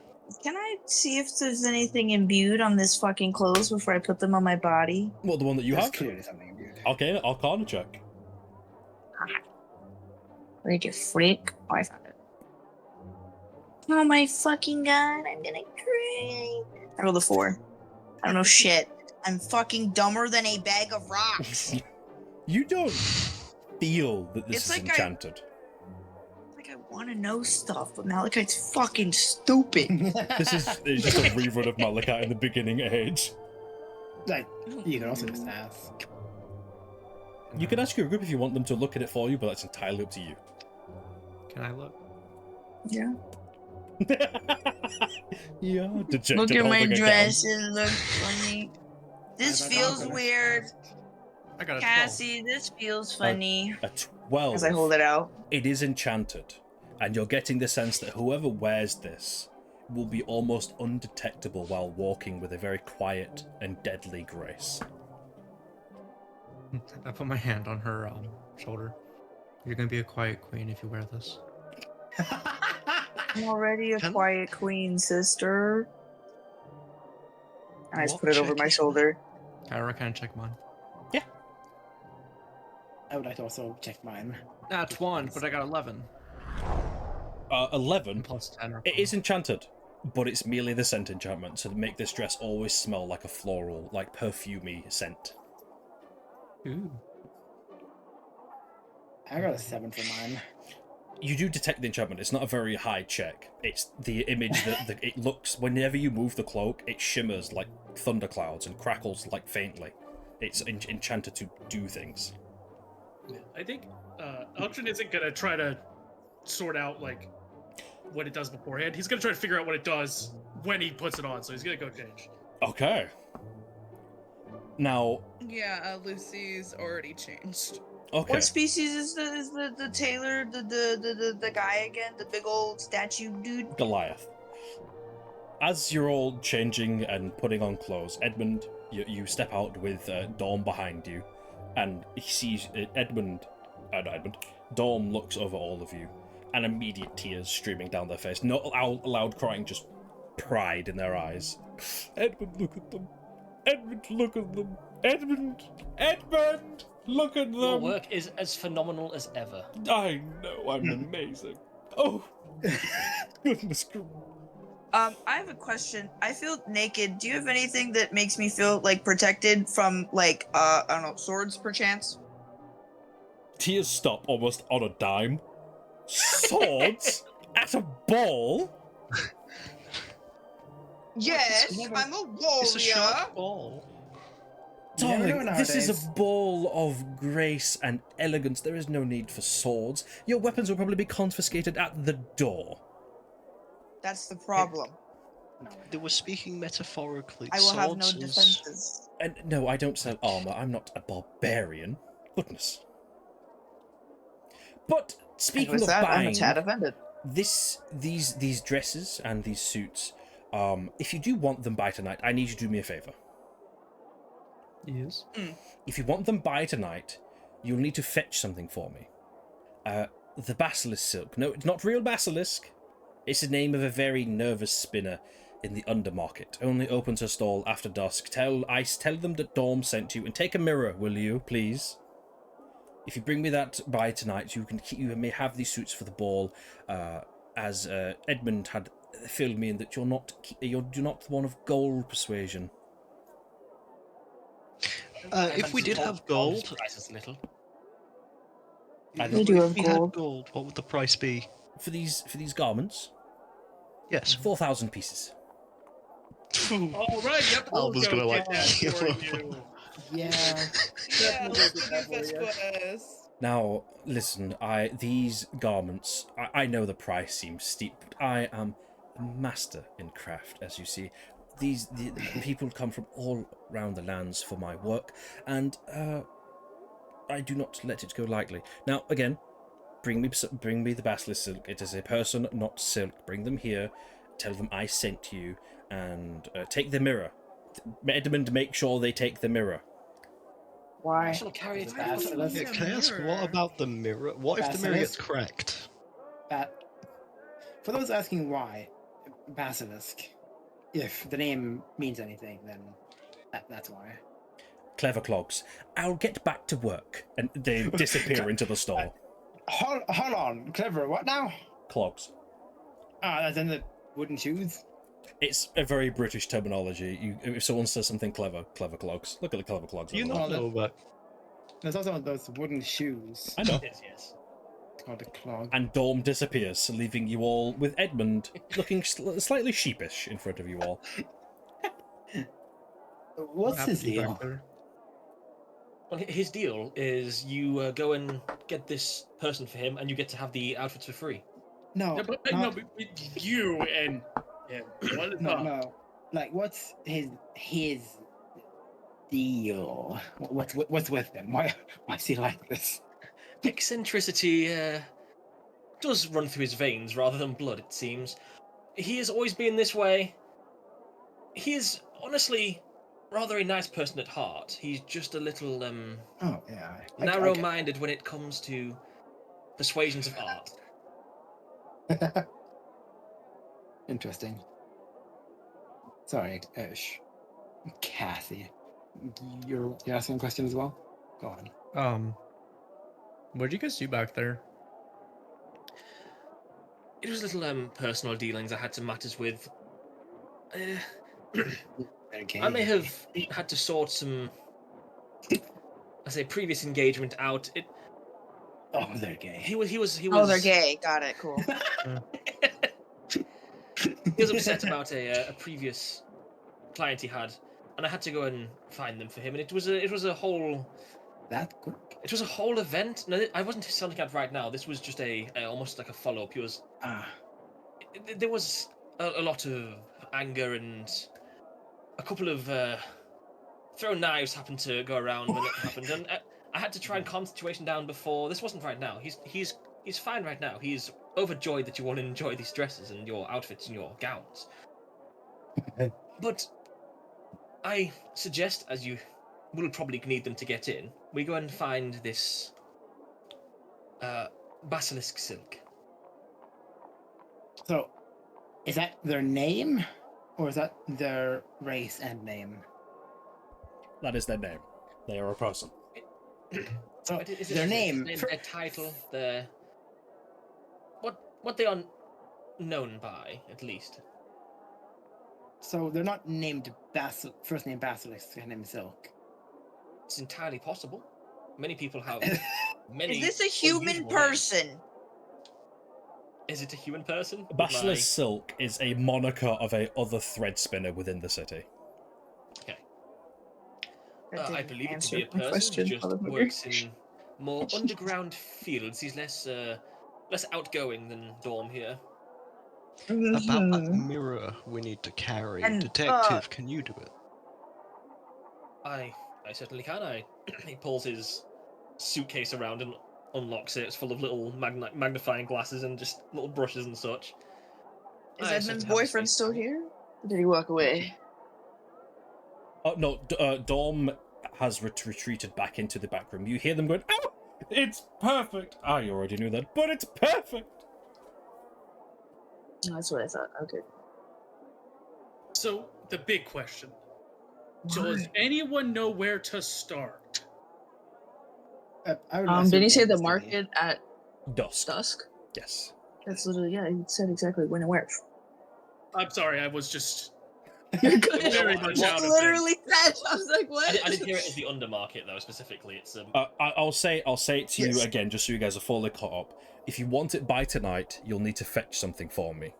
The Basilisk Silk. No, not a real basilisk. It's the name of a very nervous thread spinner in the undermarket. Only opens her stall after dusk. Tell them I sent you and take a mirror. What time is it? It's early evening. Dusk is approaching. So let's go. Let's go, guys. Are you guys going in your scouts? No. Oh. No, I'm changing back. No. I'm wearing it Let's because see I'm fucking we the- God. all go. Mine's just No. a cloak. Mine is just a cloak, right? You were given a white gown as well to accompany the cloak. Oh. You're given a I was gonna say you're given a dress. so maybe. No. I'll keep the cloak Because on. I thought of you as a bride. My Drug from a bride. consumption scoundrel together. point of view. We already have it all. Why don't we just go to the ball now? The ball isn't now. No, it's not now, is it? So what you're It's at suggesting? night time. So, just to give you a range of events that's happening, it's early evening, dusk is approaching, and the ball takes place at midnight. Ball. Someone You're kill the her. fucking Lord, What's the please. warranty? And with that, what we'll do is we're going to have our first break here, and then we'll catch up once you guys have decided where we're going. See you in the next part, everyone.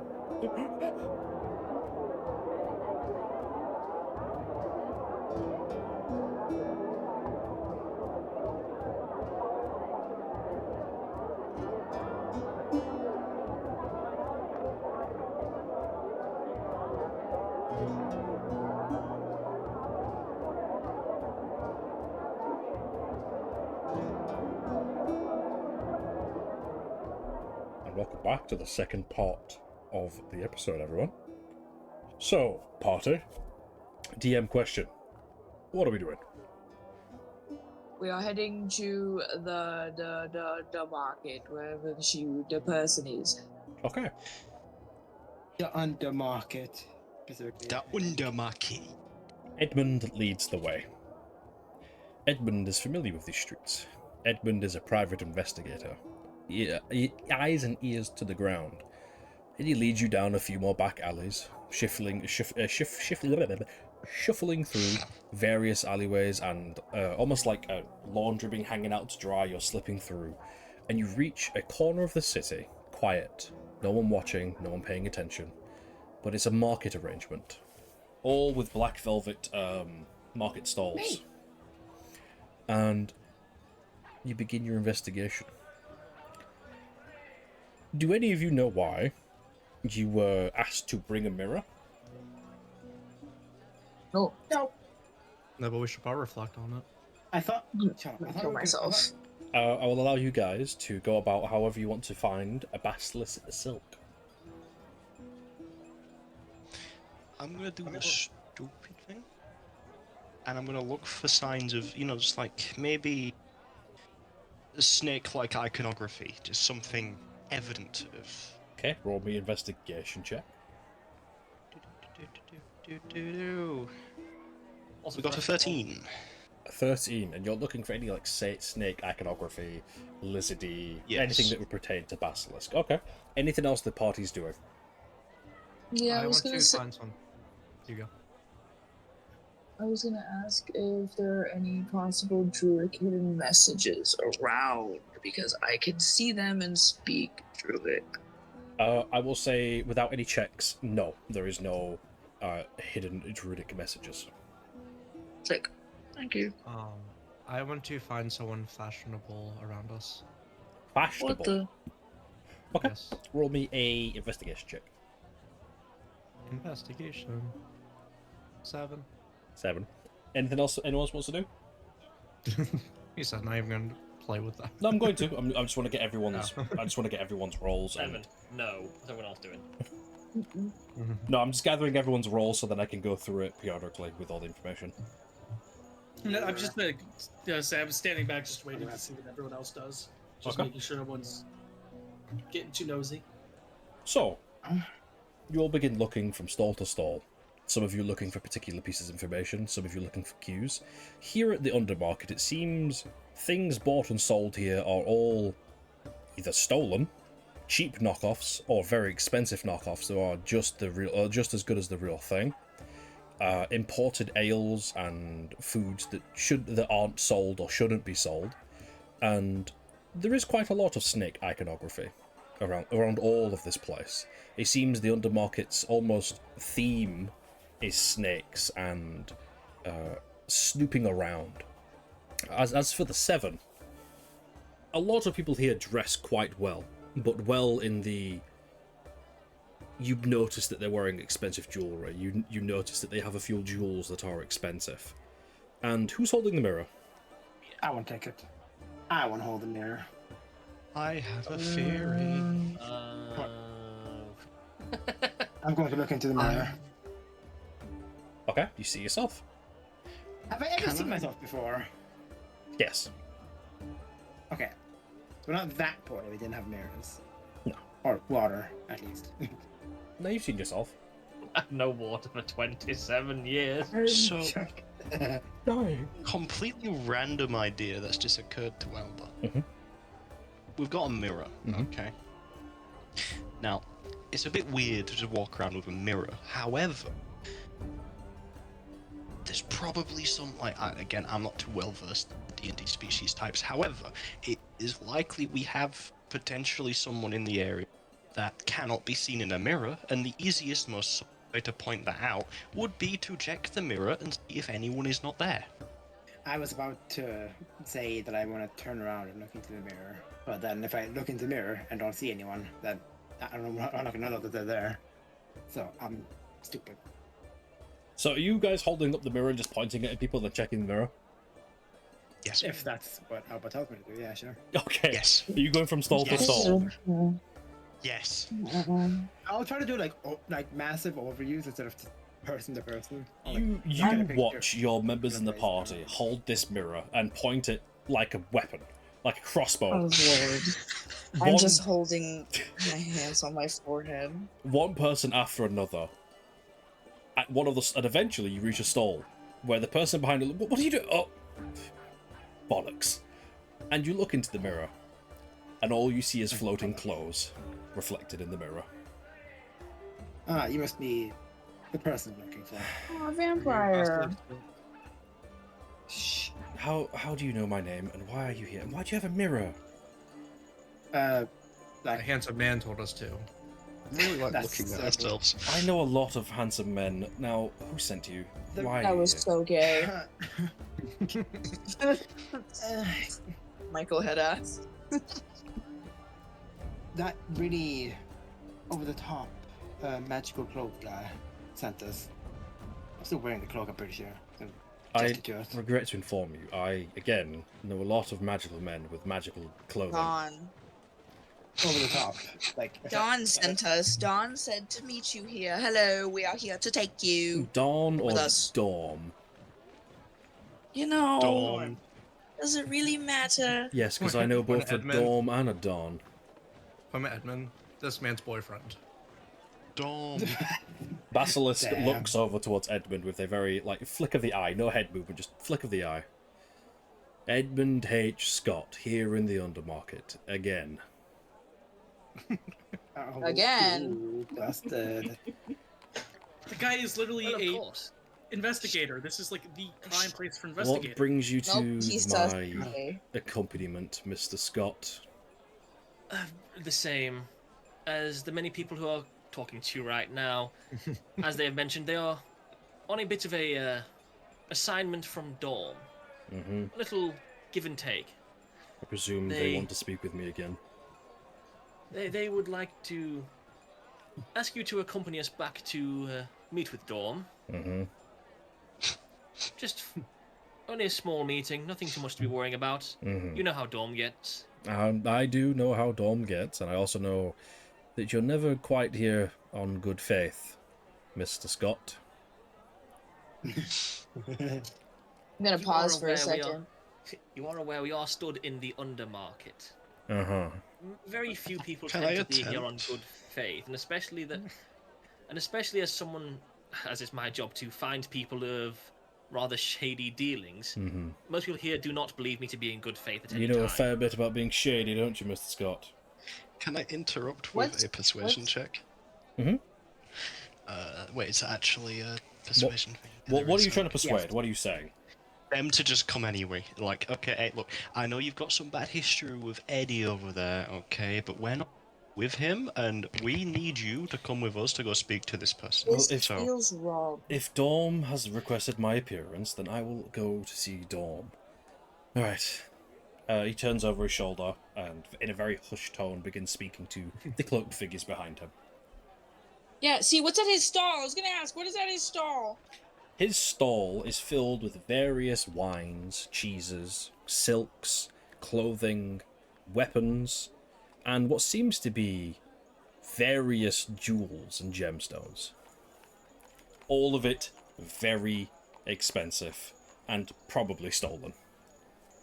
You imagine chilling and 7 people roll up on you with 1 mirror. Yeah. Big pause. We're like collecting a bounty on somebody, and I don't think you all are kind of realizing that. We're collecting a human being worth 4,000 gold, apparently. Not human, just to clarify, they can't be seen in a mirror. Still a person. We're not connecting, we're just asking. He comes back from having a very hushed conversation. Was anybody trying to listen in, or were you guys all talking? I think I Altra wanna was definitely listen. trying. Roll me. Yeah. I was perception looking at the check. table and listening. Perception. Perception checks. Edmund was also definitely listening. 17. Perception. Alba was eyeing up the familiar, doesn't even care. I'm going to fucking start a shotgun. I rolled Sick. another Start a shotgun is the 20. best thing I've heard all day. Fuck. A 6, brother? You want to roll again, see if you can get something I higher? rolled another Brother. natural 20. Okay, okay. I rolled a 12. I rolled double. Okay, I also rolled a 12. 12, I okay. rolled a 14. 14. And, Cass? Also, I swear I'm mentally okay. I'm 17. not gonna start 17. anything. So, you all hear the conversation. It's not too hushed, but hushed enough. And it basically goes over, yes, I will be attending the ball. No, Dome won't hurt me. They just need me to do something for them, probably more obsidian silk. Turns around, right. I'll come with you, if Dome really wants me to go with you. Actually, Can I no, ask why you seem so reluctant? Dorm is a very exhausting person to be around. I'm sure you've met him. I can tell. Yeah. But he has style. I'll give him that. The man is talented, incredibly so. Yes, I will attend. I'll come with you. I'll go speak with them, and very well. Don't close the stall. I'll be back probably later tonight. And he begins walking with you back, and you hear him beginning to very much say, "So, how did you all come across Edmund?" As he's shooting glances at Edmund. He just kind of stalked us for 5 hours. He found us How and many cornered us in the lovers alley. do you have? And here I thought, Edmund, I was special. Oh, I hate it. Rennie, what do we say? Because the gods are dead. What do we say? You can say whatever you want. Fuck. I was about to say that, you bitch.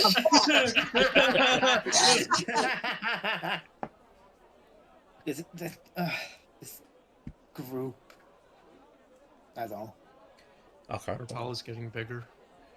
And here I thought I was special, Edmund. I thought I was the only one that you would stalk in the streets. Edmund. Wow. You know of my job. I have to stalk many people. It is nothing wrong with that when you're paid to do it. All the good They times do. of We're having paid you to do it. skulking around the market and looking for my name and stealing. You have sticky fingers. I thought I had sticky fingers, but this one, a devil for sticky fingers. Question. Collecting evidence. Evidence. I swear if you stole something from his stall. So, while we're walking, can I do a perception check to see if there's anything worth stealing off of the detective? Oh my god, here we go. Yeah, you can roll the perception checks if there's anything worth stealing. I want to ask Okay. Edmund a question.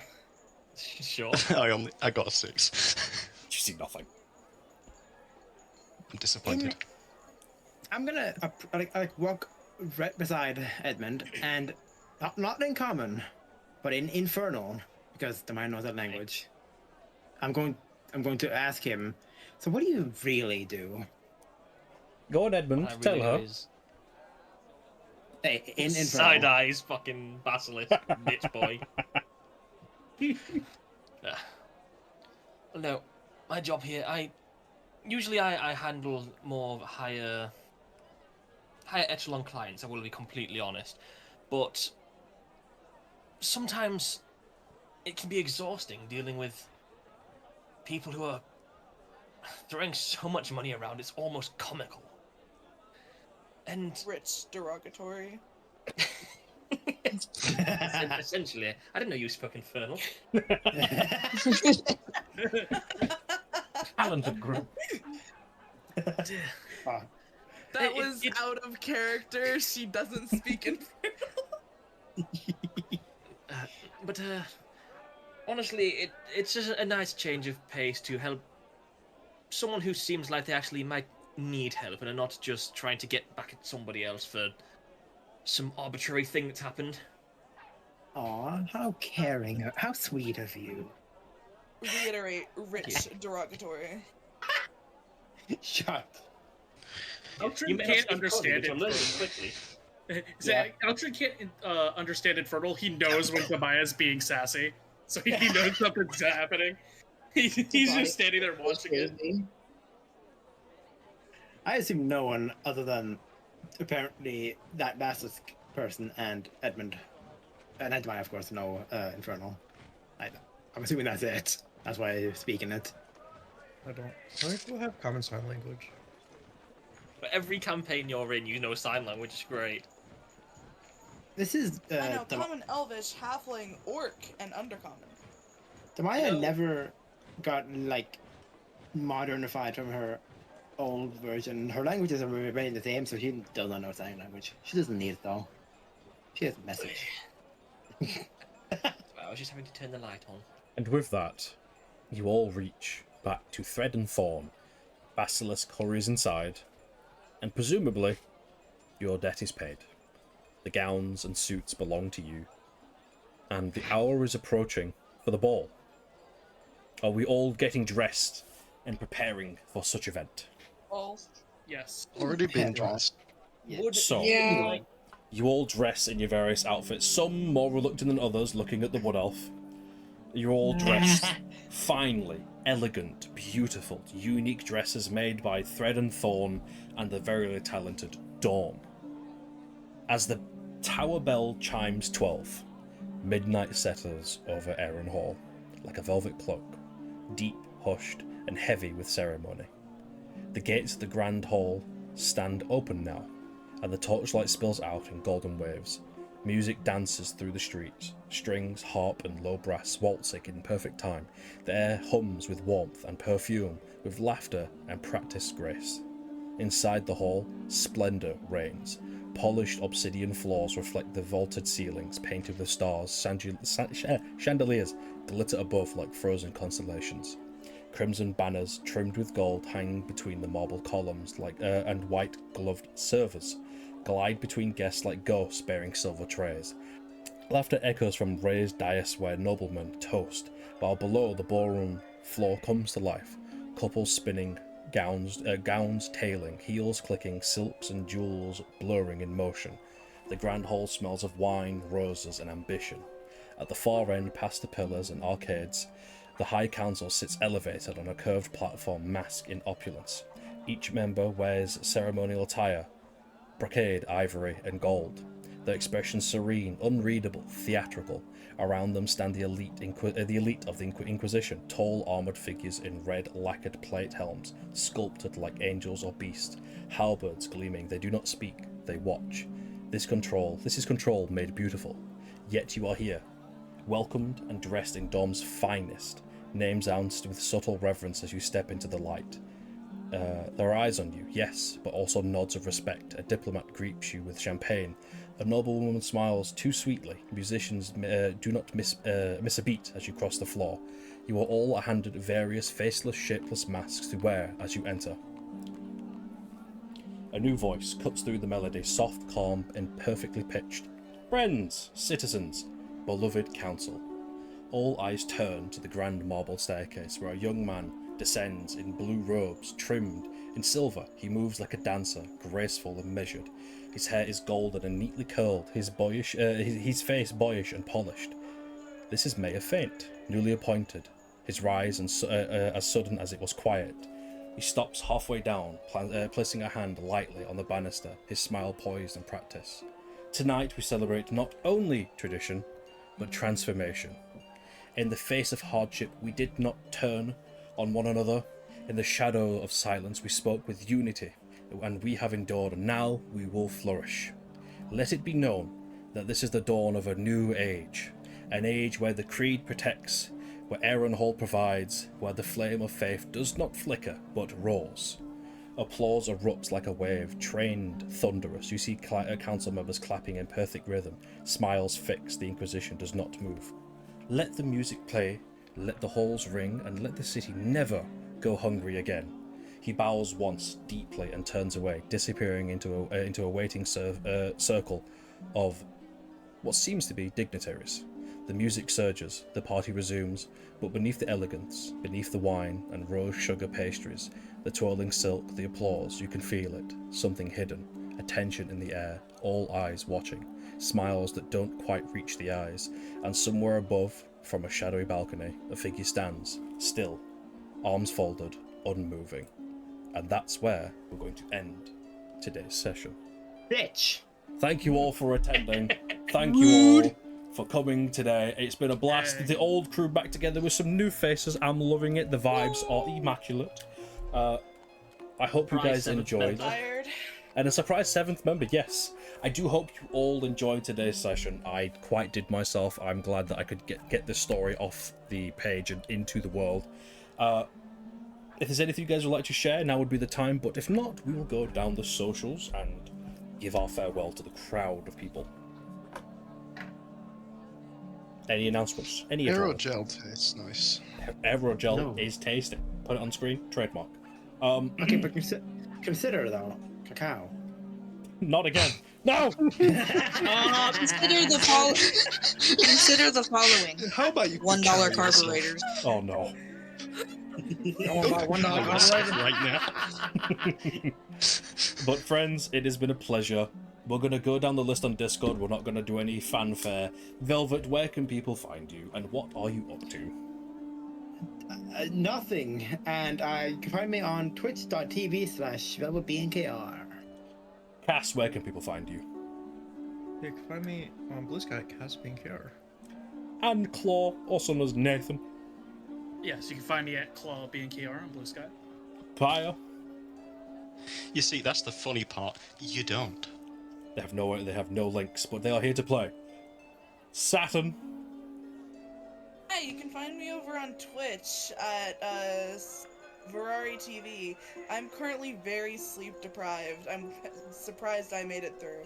And the Thronglmeister himself, also known as Zachariah. I'm gonna be straight. My Blue Sky's a lost cause. I keep forgetting it exists. So you'll find me here, currently panicking on how to make the 3 new UIs for the new series. And finally, our returning OG member, Viv, also known as Nicholas. Hello, I'm Viv and Nikki. You can find me at ScarletVision_ on Discord and Fortnite. Lego. Very good. Thank you all for coming to the first episode of Echoes of the Silence. Today, this episode is filmed on the 27th of the 7th, 2025. The channel just sitting over 860 plus subscribers. We have 230,000 views across the entire 230,000 views across the entire channel. Thank you all for checking us out and enjoying the shorts and the content, and we do hope you enjoyed this episode. Thank you all. Everyone, let's say goodbyes. Goodbye, everyone. Bye.